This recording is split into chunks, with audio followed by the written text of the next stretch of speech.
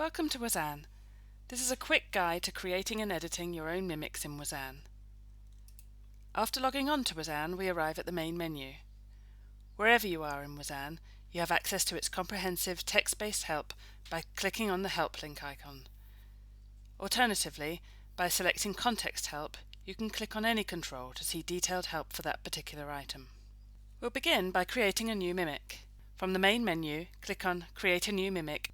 You'll notice that every dialog box in Whzan also contains a link to detailed help and guidance. Enter a name, the default is New Mimic followed by the current date and time, and a description. By selecting the first checkbox, Publicly Viewable, you allow other users to view but not edit your mimic. The second checkbox gives you the option to create a link to view the mimic directly from the Whzan homepage.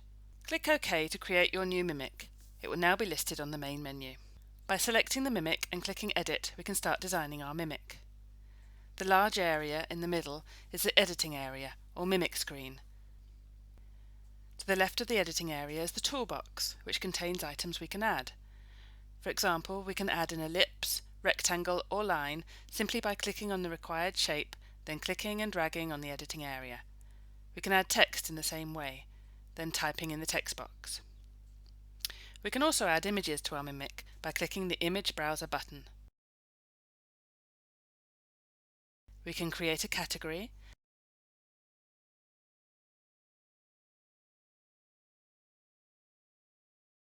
then import a new image for that category. Enter a name for the image. You can either link to an image on the internet by inserting its URL, or you can specify an image on the local computer.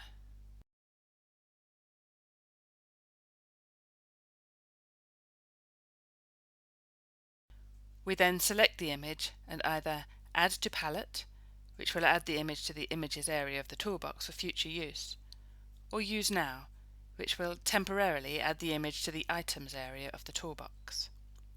The images can then be added to the mimic in the same way as our other items.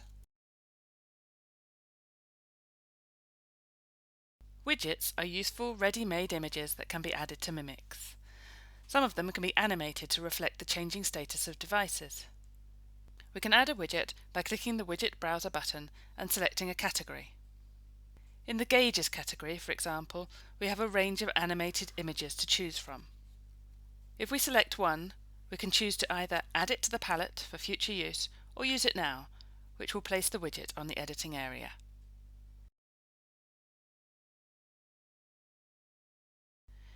We can see any widgets which have been added to the palette listed below their category in the toolbox. They can be added to the mimic in the same way as our other items.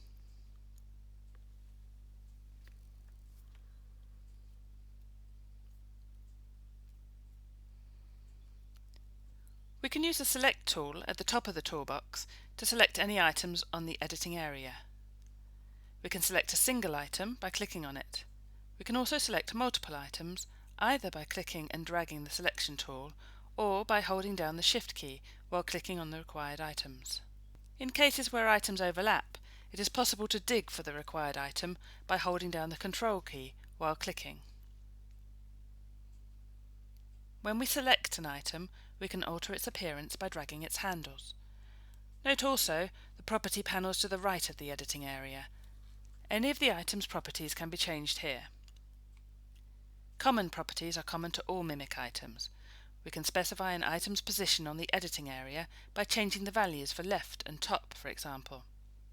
We can also change its transparency or opacity and the sharpness or blur of its edges. Other properties depend on the type of item selected.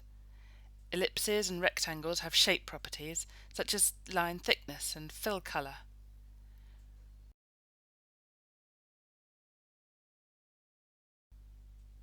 Rectangles also have corner properties, so that corners can be rounded.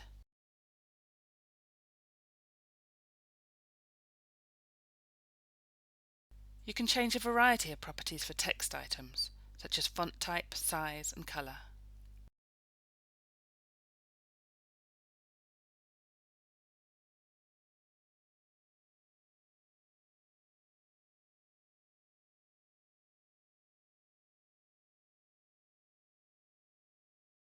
There are two properties that can only be set for images: uniform, which maintains the scale of the image regardless of how it is resized, and fill, which fills the entire selected area with the image.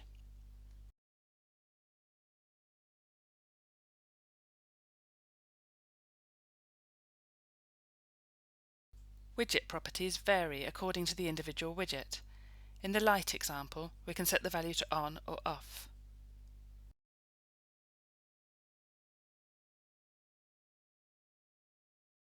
And this gauge can have values set for current, minimum and maximum values, and the colour can be changed.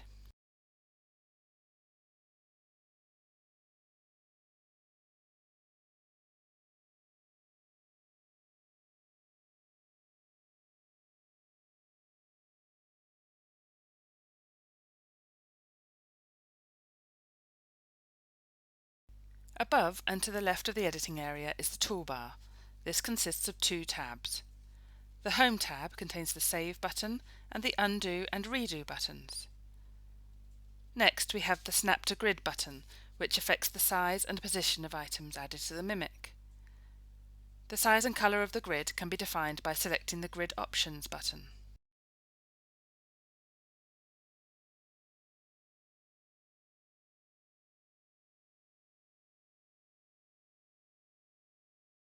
The next group of buttons on the Home toolbar are Cut, Copy and Paste. Cut will remove any selected items and place them on the clipboard. Copy will put a copy of selected items on the clipboard, and Paste will copy the last selection added to the clipboard onto the mimic. The Delete button removes selected items without placing them on the clipboard.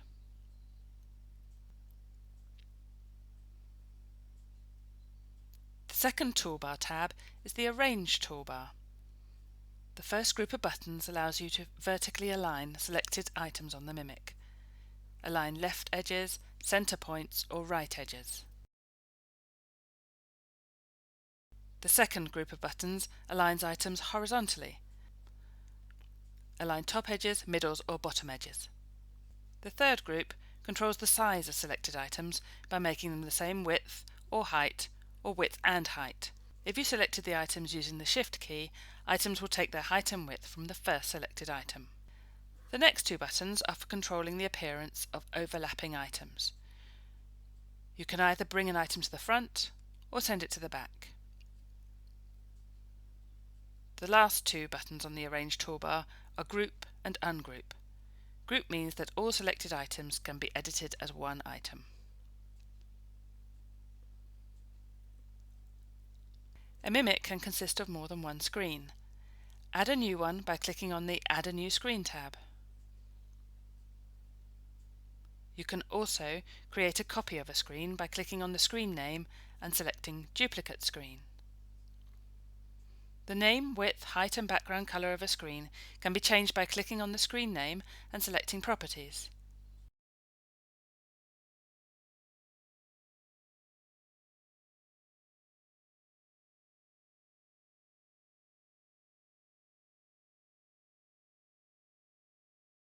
Delete a screen by clicking on its name and selecting Delete Screen.